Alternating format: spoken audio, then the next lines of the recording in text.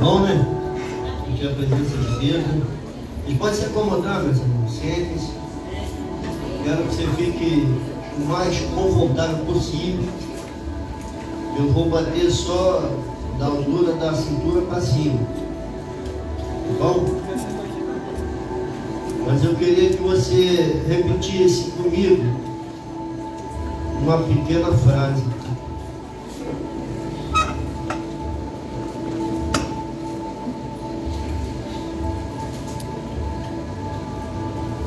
Bem? Fala comigo. Eu perdoo. Eu perdoo. Tira mais lá do fundo. Eu me perdoo. Eu perdoo. Com vontade agora. Eu perdoo. Eu perdoo. Amém? Teve uma ministração aqui, né, que a Márcia trouxe pra gente, falando sobre aquela mulher que foi pega em adultério. Né, e ela mostrou uma forma diferente, que eu nunca tinha visto, nunca tinha prestado atenção, nunca tinha me atido, né, para aquela situação. Né, a mulher, ela aceitou a situação, né, ela aceitou o castigo que era para vir sobre a vida dela, de acordo com a lei, e a lei mandava apedrejar até a morte. E aí ela ficou, né, abaixou a cabeça ali, esperando a sentença. Ela não justificou, não racionalizou, não transferiu, né, para aqueles camaradas que levaram ela mais alto.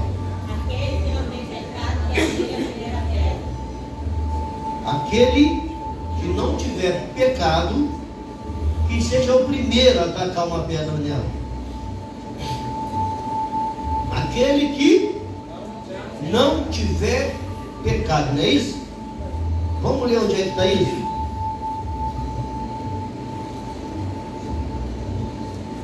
João 8, se eu não me engano, é no versículo 7.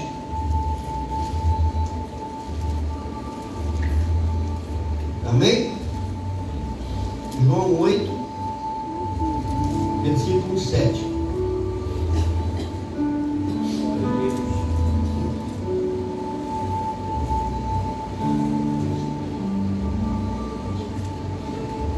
Todos acharam?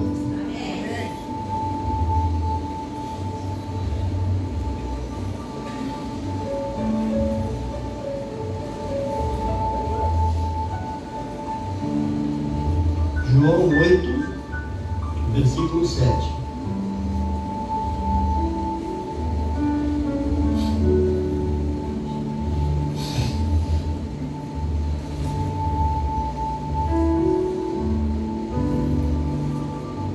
Aleluia, Deus. Aleluia.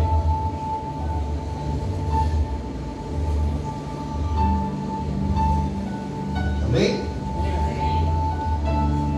Na minha versão, que é da palavra viva, está escrito assim: quem de vocês estiver sem pecado, que seja o primeiro a tirar uma pedra nela. Amém? Foi isso que Jesus falou. Aquele de vocês que estiver sem pecado, sendo o dedo. E o que eu gosto, às vezes, é que Deus me mostra o que não está aqui, mas está lá. Não está escrito, mas está lá. E quem tiver pecado, o que deve fazer? Oi? Quem tiver pecado, o que deve fazer? Oi? Oi? Repete. Quem tiver pecado, né, aqui era uma situação específica. Eu vou voltar aqui um pouquinho, no versículo 3, né, para a gente entender o que estava acontecendo nessa situação. Jesus tinha descido do monte e estava indo bem cedo lá ensinar as pessoas.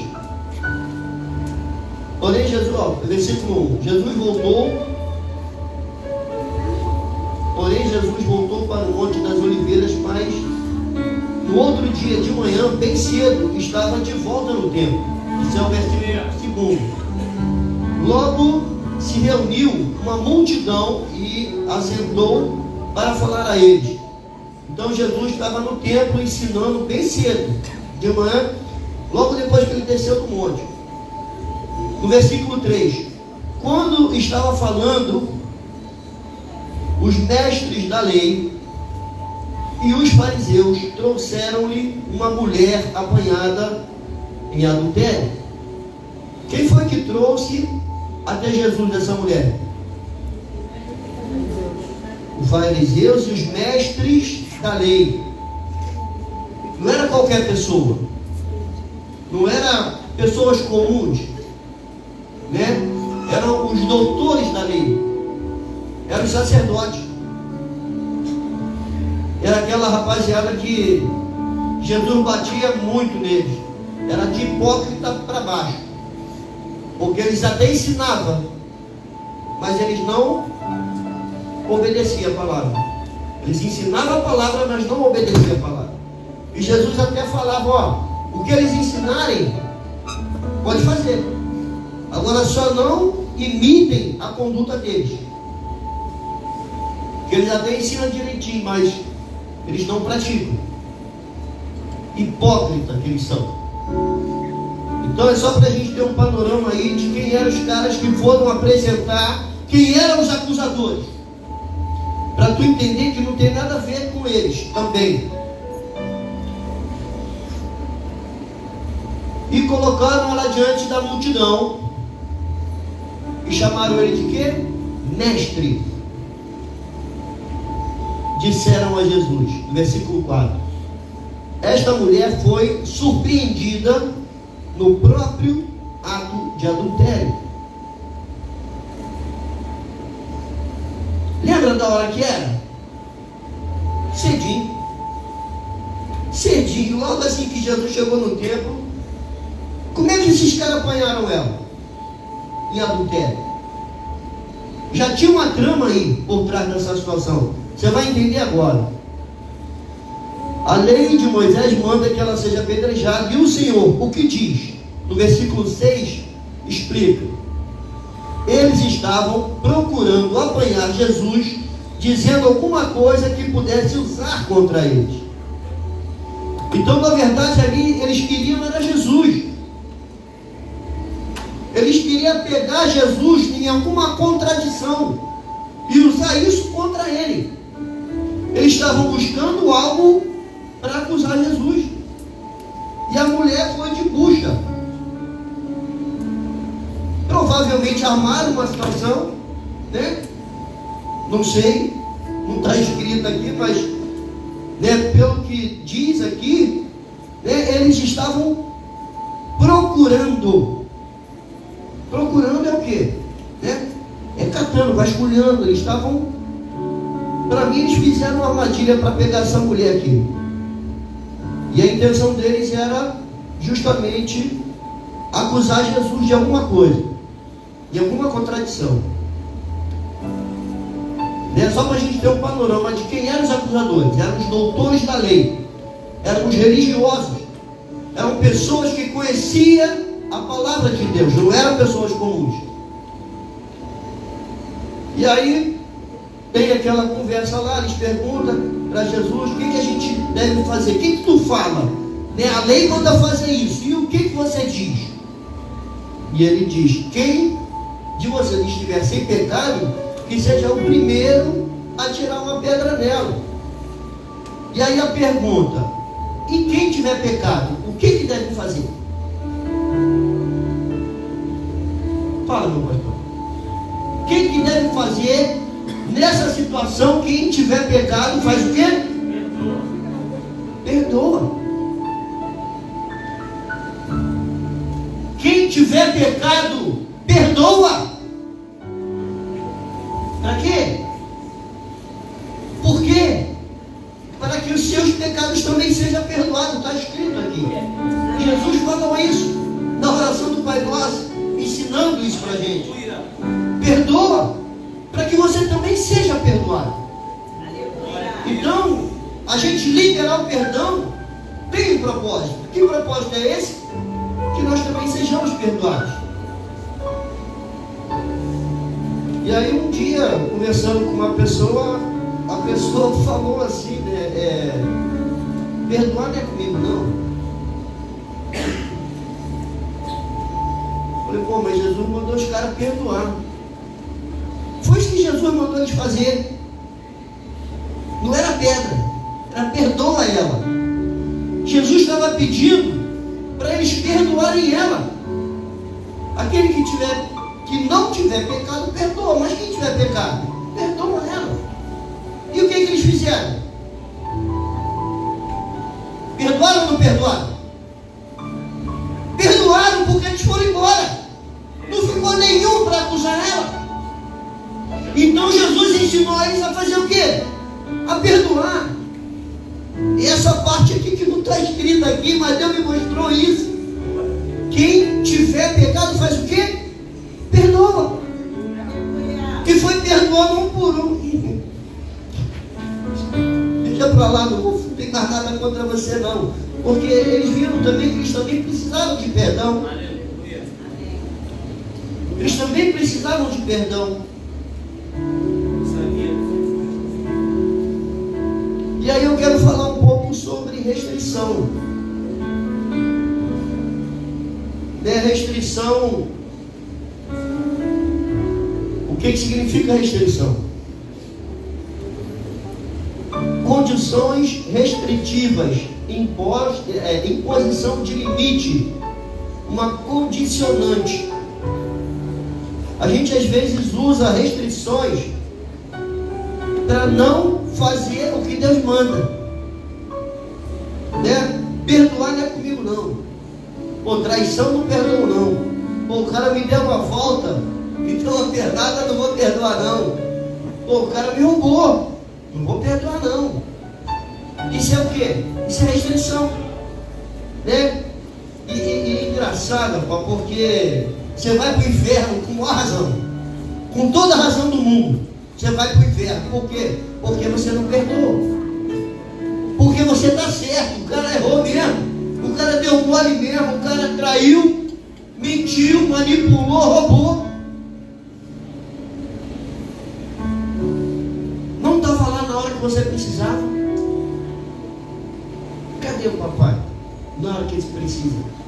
Cadê a mamãe? Na hora que a gente precisava contar com ela.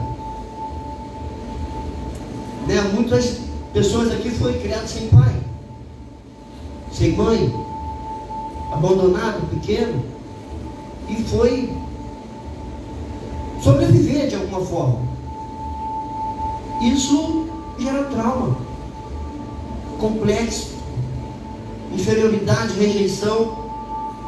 Isso gera uma série de padrões de comportamentos destrutivos por conta de uma situação que você não tem culpa nenhuma. E você acabou se transformando numa pessoa que você nunca quis ser. Porque a vida te obrigou, de uma certa forma, a se transformar naquilo que você não queria. Porque se você tivesse uma família estruturada, se tu tivesse pai e mãe presente, se tu tivesse uma outra criação, você seria outra pessoa. Mas isso não aconteceu com você. De alguma forma, alguém te abandonou, alguém te traiu, alguém abusou de você, alguém com quem você estava contando não estava lá na hora que você precisava. Isso gera mágoa, isso gera raiva, isso gera ressentimento, isso gera trauma, isso gera uma série de sentimentos ruins. E agora, o que eu faço? Minha mãe me dava uma surra toda vez que eu me machucava. Eu chegava em casa, tinha que ir mais no hospital, né? Esse braço aqui eu creio o quê? 1, 2, 3, 4, 5, sei lá. Perdi a conta. Chegava em casa machucado, sangrando, com corte, tinha que dar ponto, tinha que engessar, né? Era uma bênção pura. Eu era quietinha beça, fica na moral. E aí, antes de ir para o hospital, tomava uma surra embaixo do chuveiro. Eu entrava escondido, né? Com o braço quebrado, assim, todo sangrando. Aí, quando eu chegava lá, a mamãe olhava: o que houve? Nada não. O braço todo roxo. O que quebrou? E aí tomava uma surra, filho. Eu tinha um ódio da minha mãe, mas eu tinha um ódio tão grande dela, e eu ficava xingando ela, sabe, pelos cantos da casa, choramingando, né? E aí eu criei um padrão de comportamento altamente destrutivo para mim, né? A tal da autopiedade. A autopiedade, ela me fazia eu desenvolvi um padrão de comportamento, né, de adotar postura agradadora. Eu adotava uma postura agradadora para que as pessoas pudessem agir em meu favor. E aí eu dava muito tiro no pé, irmão. Me frustrava. Ficava com raiva, ressentido, e ficava remoendo essa desgraça dentro de mim. E foi ruim para mim. Muito ruim. Até o momento em que Deus arrancou isso de mim. Eu estava orando, pedindo para Deus tirar de mim aquilo que Ele não tinha posto. Só que eu não sabia que isso estava dentro de mim, pastor. Aquele ódio da minha mãe, eu não sabia que estava dentro de mim. Eu achava que eu amava minha mãe. Minha mãe morreu, eu só tinha 11 anos de idade. Mas eu guardava um ódio tão grande dela. Mas tão grande dela. Só que eu não sabia. E aí, quando eu comecei a caminhar com Deus, eu sabia que tinha muita coisa podre dentro de mim. E a minha oração na madrugada é para Deus tirar de mim aquilo que Ele não tinha posto. Mas para Ele tirar de mim o que Ele não tinha posto, Ele precisava me mostrar. Eu precisava entrar em contato com aquilo para poder botar para fora. Falar do ódio, da raiva, para Ele poder, agora eu posso arrancar isso de você. Porque é como um furúnculo, que se você não espreme ele fica inflamado, doendo. Você fica sofrendo durante um tempão. Aí eu vou te falar uma frase que eu aprendi. O sofrimento, presta atenção, ele é opcional. O sofrimento, ele é opcional. É você que opta por permanecer sofrendo. Mas a dor, para você ser curado, é certo. Aleluia, Deus. A dor é inevitável. A dor, para você ser curado, ela é inevitável. Mas você precisa querer sentir essa dor. Glória a Deus. A dor da arrancada dessas coisas que está dentro de você. E que você não tem culpa nenhuma delas estarem dentro de você. Trauma, ressentimento, medo, frustrações, coisas que aconteceram com você lá e você não tinha culpa nenhuma, você era uma criança. Você foi abandonado, você foi largado, você foi trocado. Eu tenho filhos que eu não consegui ser pai.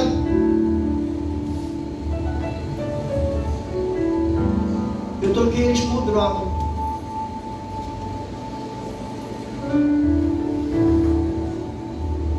Eu preferi usar droga do que ser pai de alguns dos meus filhos. Isso foi uma opção que eu fiz.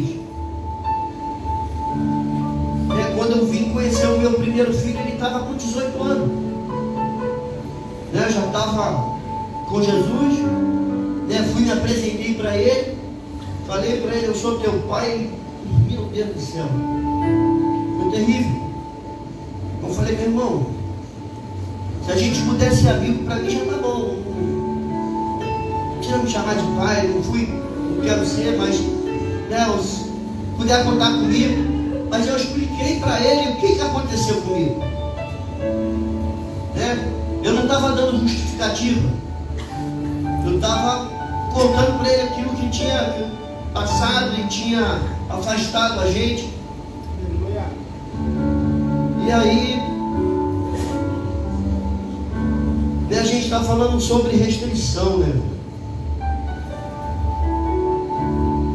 Sobre perdão, às vezes a gente usa de restrição para poder justificar a não obediência a Deus. Deus não manda perdoar ou manda se vingar? Manda perdoar. Mas você tem toda a razão do mundo, né? Para ficar remoendo essa raiva, não tem? Tem não. Não tem não. Você não precisa mais sentir isso. Você precisa deixar essa raiva passar de você. Precisa deixar essa raiva sair de você. Porque quem errou foi o outro.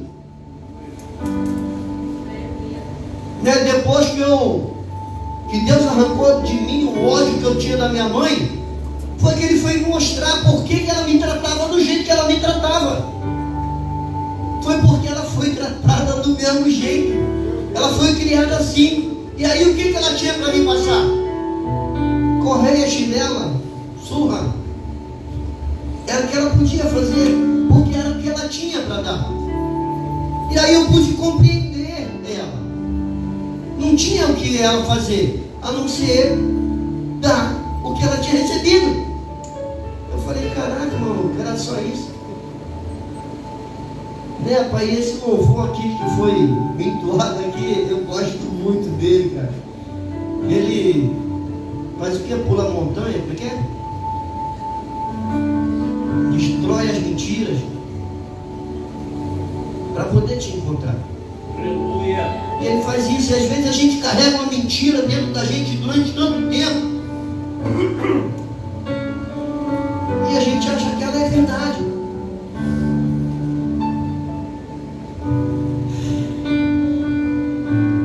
Tem pessoas, assim, de amizade nossa também, que acaba atraindo a gente, né? E a gente continua ressentido.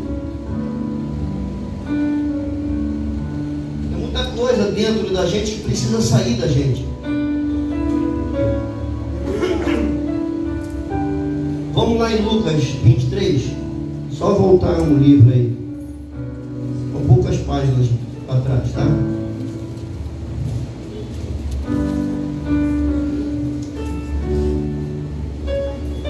No versículo 34, esse é o momento em que Jesus está sendo crucificado. Jesus já tinha sido acusado injustamente, ele já tinha sido traído, ele já tinha sido humilhado, né?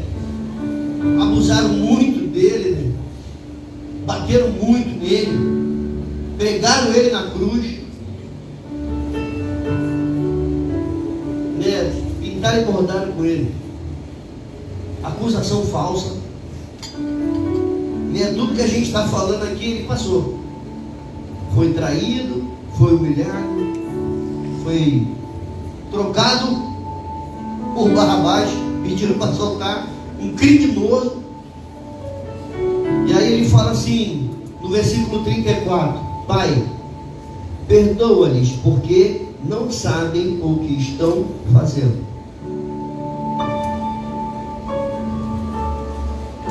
Pulando lá para o versículo 31. criminosos que estavam sendo crucificados do lado de Jesus, falou assim para o outro: nós merecemos morrer pelos nossos crimes, mas esse homem não cometeu mal nenhum.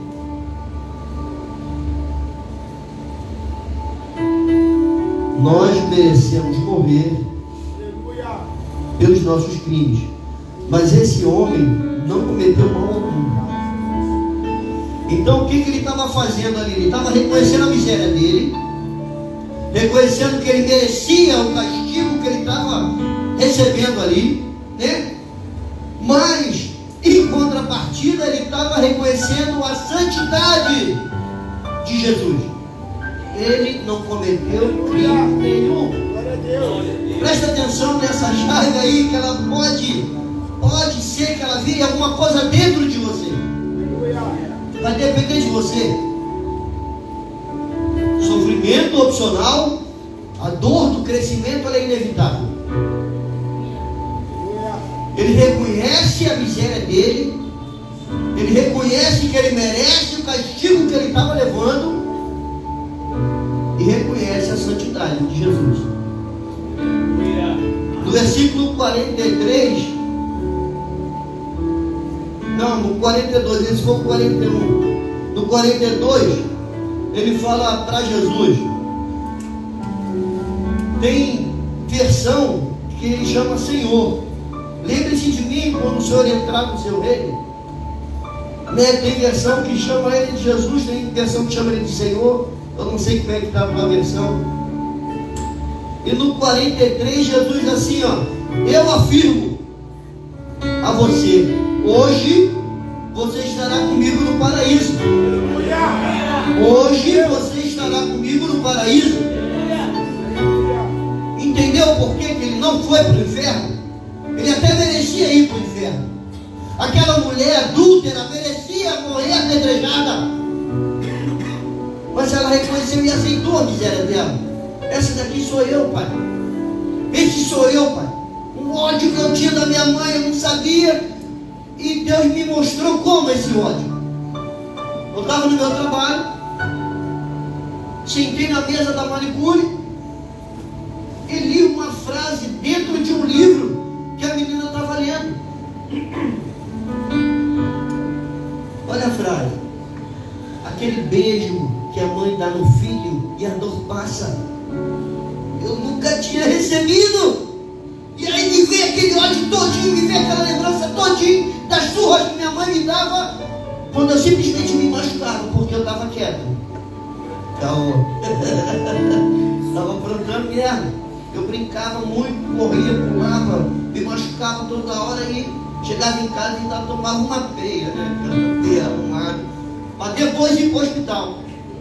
E aí Deus me mostrou isso, para que eu pudesse ver o ódio que eu tinha dentro de mim, da minha mãe. E eu corri para o banheiro nesse momento, e dobrei o meu joelho no banheiro e fui confessar para Deus o ódio que eu tinha da minha mãe. Chorei largado. E Deus tirou de mim aquilo. Aleluia. E eu saí do banheiro e falei: cara, que peso que saiu de mim. Que bom, né? Mas é um processo. O que eu estava pedindo a Deus? Para Ele tirar de mim aquilo que Ele não tinha posto. Tinha muita coisa ruim. Ainda tem coisa para sair, tá, gente? Aqui. A gente está em processo de conversão. E aí o reconhecimento da miséria dele fez com que ele não descesse lá para o segundo piso. Ele foi para a cobertura. Aleluia. Ainda hoje tu vai estar comigo no paraíso, filho. Está tranquilo, está suave, está tudo dominado. Né, mas eu não poderia deixar de falar de um camarada aqui, né, que tipificou Jesus também. Vamos dar um pulinho lá em Atos. É logo depois de João, tá? Atos 7.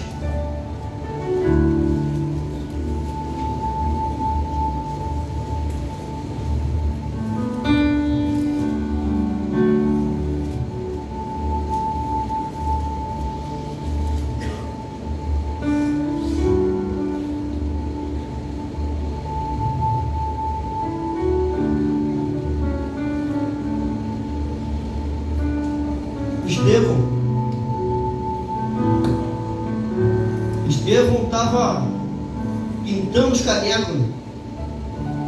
Estevão estava expulsando demônio, curando enfermo, estava barbarizando os demônios todos, as enfermidades todas. Mais uma vez, os doutores da lei queriam matar Estevão. Os escribas, aquela rapaziada, a nata da sociedade, que eram os religiosos. Versículo 58. Arrastaram-no para fora da cidade e começaram a apedrejá-lo. Tem bastante coisa aqui. Estevão, ele faz um discurso, falando sobre José, que José, tudo que José passou. A gente vai dar um pulinho lá em Gênesis agora, já. Vamos só ler esses 3 versículos aqui, 58, 59 e 60. Arrastaram-no para fora da cidade e começaram a apedrejá-lo. As testemunhas tiraram os casacos e os puseram aos pés de um jovem chamado Saulo. Lembra de Saulo? Aquele cara que era perseguidor, Ele matava crente, velho. Batia, dava surra, esculachava, humilhava os cristãos. Quem era Saulo? Era um doutor da lei. Era uma autoridade da lei. E ele fazia isso porque ele tinha permissão, autorização para fazê-lo. Enquanto as pedradas eram atiradas, versículo 59, sobre Estevão, ele orava: Senhor Jesus, receba o meu espírito. E depois caiu de joelho e gritou: Senhor, não condene essa gente por causa desse pecado. Tem versão que diz assim: e com isso ele adormeceu, e com isso ele morreu, e com isso ele desligou, deslutou. Olha o que ele faz com Saulo. Está entendendo o que ele fez com Saulo? Saulo estava ali incentivando as pessoas a matarem o homem de Deus, o homem cheio do Espírito Santo. O pessoal que estava arguindo ele, quando olhava para ele, via um santo, via um anjo nele. O cara iluminado, cheio da graça, cheio do Espírito. E eles acusando o garoto de quê? De estar expulsando o demônio, curando o enfermo, falando a palavra de Deus. E quem é que estava por trás, incentivando a rapaziada para apedrejar e matar? Saulo de Tarso. E aí, o que o perdão de Estevão fez com Saulo? Pensa naquela pessoa salafrária que te traiu, que te roubou, que mentiu para você, que continua até hoje te devendo. Agora fala assim: eu perdoo. Mas se você quiser falar, eu também tenho raiva, eu também tenho raiva. Você pode sentir e falar o que você está sentindo. Você só não pode agir em função do que você está sentindo. Está entendendo, filho? Você pode falar o que você está sentindo, mas você não pode agir em função do teu sentimento. Você falar que está com raiva, você falar que está frustrado, você falar o que você está sentindo, não tem problema nenhum. O problema começa quando você começa a agir em função desses sentimentos. E aí, a Escritura conta que ele, nesse momento, ele vê os céus abertos, Jesus em pé lá na direita, esperando para ver o que ele vai falar. E o que ele faz? A mesma coisa que Jesus fez: Pai, perdoa eles. Não tem versão que fala: não lhes impute mais esse pecado. Porque porque eles não sabem o que estão fazendo. Muitas das vezes a gente comete pecados, faz coisas que a gente não sabe qual é a consequência deles. Onde é que a gente vai parar? A gente tem uma vaga noção, né, que crime dá cadeia. Mas você só vai ter uma noção exata depois que estiver lá dentro. Para comer aquela comida azeda, né? Sair na bolacha às vezes para não ser abusado, né? Tem gente que quer abusar de alguma forma da gente. Mas na hora que você está, né, no olho do furacão, o que acontece com você? Você fica cego, porque a estratégia de Satanás para manter você preso é cegar o teu entendimento. Cegou o teu entendimento, você vai e sai por bicho, filho. Você tem 50% de chance de se dar bem. Calma. Só o papai sabe se ele vai te recolher, né, se ele vai te prender, ou se ele vai te dar livramento. De alguma forma ele vai fazer com que você se volte para ele. Fica tranquilo. Já teve um meliante que só ficou 3 dias só na barriga do peixe. Mas Deus convenceu ele a se voltar para ele. Amém? Vamos dar um pulinho lá em Gênesis 45. Gênesis 45.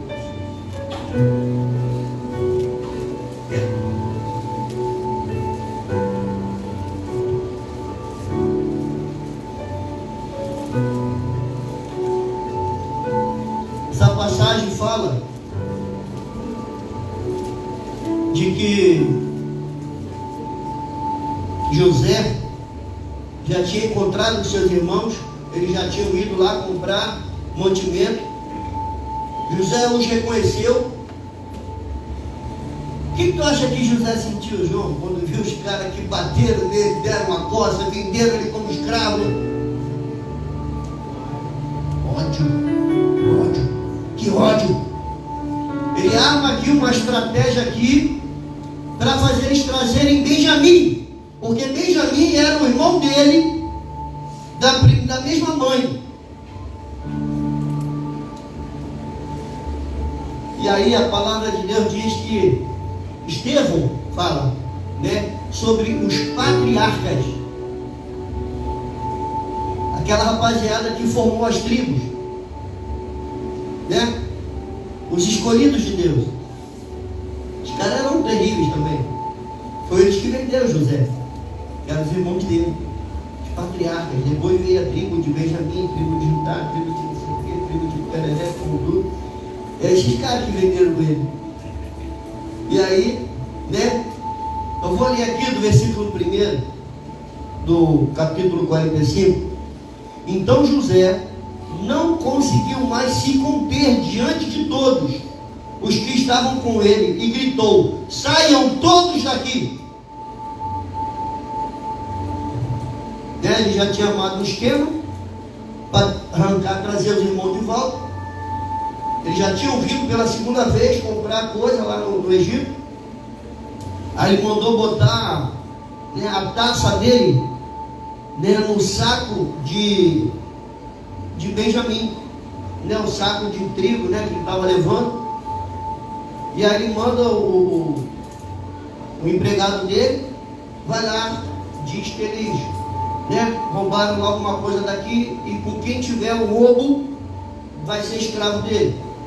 E aí foi do irmão dele que ele botou, né, ele mandou os caras botar e vieram, né, com a família toda, a quadrilha toda de volta. E aí, naquele desenrolo ali, né, a palavra de Deus diz que ele já não conseguia mais se conter, meu irmão. Aí olha só o que ele faz: saiam todos daqui, e ninguém ficou com ele, quando José se revelou a seus irmãos, e chorou tão alto que podia ser ouvido pelos egípcios, bem como no palácio de Faraó. Por que tu acha que José chorou quando ele se revelou para os irmãos? Contando aquele sentimento tão fora que ele tinha. fora, de ódio dos irmãos. Mas quando ele faz isso, automaticamente Deus revela para ele que foi Deus que enviou ele na frente para o Egito para preparar mantimento para que a família dele não morresse de fome. Já tinha 2 anos de fome nessa passagem aqui, ainda faltava mais 5 anos de escassez, de miséria, de ninguém plantava, ninguém colhia, seca total. E aí se revela. Então José disse a seus irmãos: eu sou José, meu pai ainda está vivo. Mas os seus irmãos não puderam responder porque ficaram assustados diante dele, porque na cabeça deles eles tinham matado José. Na cabeça dos patriarcas eles tinham conseguido matar, acabar com José. E aí José, quando se revela: sou eu sou José, cadê meu pai? Meu pai está vivo. E aí já estava junto com todos eles. E eles apavorados, estatalados, não tinha reação. Um só arregalado, imagino eu, não está escrito, mas imagina a impressão que eles tiveram no espírito deles. Porque José fez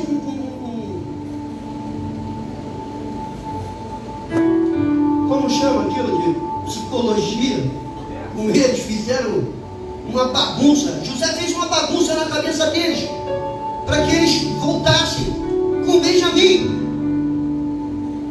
E eles falaram: não, só vai ficar com quem só vai ficar aqui sendo meu escravo com quem estava a taça. Ele: não, o mais velho foi: não, deixa eu ficar no lugar dele, porque se esse pequeno ficar, meu pai vai morrer. Meu pai não vai suportar, porque ele já perdeu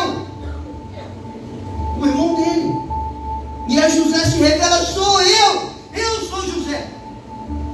Mas foi Deus que me trouxe antes. Fica tranquilo. Ele continua falando. Então José disse aos seus irmãos: cheguem mais perto. Versículo 4. Quando eles se aproximaram de José, continuou: sou eu, José, o irmão que vocês venderam ao Egito. Agora nada de tristeza, e não se recriminem por terem me vendido para cá, porque foi para a conservação da vida que Deus me enviou diante de vocês. Porque a terra já passaram 2 anos de fome, ainda restam 5 anos, e que não haverá cultivo nem colheita. Mas Deus me enviou adiante de vocês para preservar a sua descendência na terra e para manter a vida de vocês no meio de um grande livramento. Então ali, naquela situação ali, Deus mostrou para José o que estava acontecendo desde o princípio, desde o sonho que ele teve quando ele ainda era um menino. E aí Deus bota ele para treinar na casa de Potifar, administrar fartura. Depois joga ele na cadeia para ele administrar miséria. E aí quando chega na presença de Faraó, fala: deixa comigo, é tudo comigo mesmo. 7 anos fartura, 7 anos miséria, deixa comigo, é tudo comigo. Ele matou no peito, fez uma embaixadinha, pá, pum, bolado. E José, ele tipifica Jesus, porque tudo vai parar na mão dele. Todo o dinheiro, todo o gado, toda a terra, tudo que as pessoas possuíam, entregaram na mão dele, em troca de mantimento para sobreviver. E aí quando não tinham mais nada para trocar, não tinha dinheiro, não tinha terra, não tinha gado, não tinha mais nada, o que eles fizeram? José, acabou tudo, deixa a gente ser teu empregado, para que a gente não morra de fome. E José: vem, vai trabalhar para mim, vou te devolver a tua terra, tu vai me dar só a 5ª parte do que tu produzir. E já estava acabando a seca, já estava acabando a miséria, ia voltar as coisas ao normal, mas estava tudo na mão dele, era tudo dele, era tudo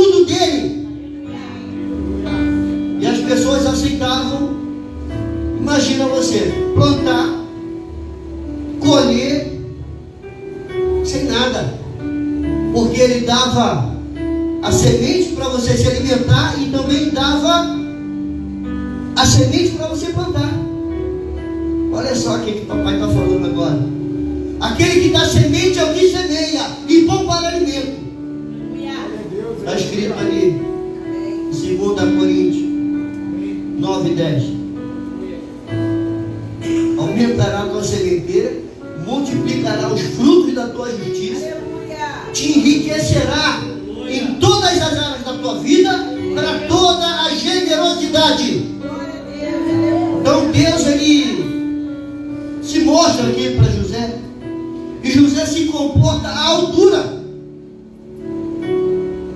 perdoando os irmãos, cuidando deles, porque José tinha poder para matar eles.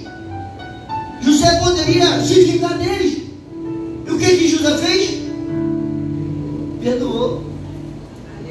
E aí, o que eu quero dizer para você? O perdão te conduz para a próxima fase. Aleluia. O perdão te conduz para o propósito para o qual Deus te alcançou. Deus tem propósito na tua vida. Tu não está aqui à toa. Tu não está aqui só para comer, beber, dormir, trabalhar. Não. Deus tem propósito na tua vida. Tem algo da parte de Deus para a sua vida. Tu não está aqui à toa não, filho. É o pessoal que vem fugindo lá da terrinha, né, filho? Por que veio para cá? Porque lá não tinha condição e oportunidade. E veio com fé. Veio debaixo de uma palavra, de uma promessa. Veio buscar algo melhor. Aleluia. E vieram então aí. E estão vivendo algo da parte de Deus. E aí você que foi criado sem pai, sem mãe, né? Você que foi traído, você que foi roubado, você que foi manipulado por Satanás, usando pessoas ao teu redor, pessoas que você dependia delas, pessoas que era para estar do teu lado e não estava, mas que de alguma forma foi usado pelo diabo para acabar com a tua raça, acabar com a tua esperança, acabar, né, com os teus sonhos. Eu queria que tu ficasse de pé nesse momento.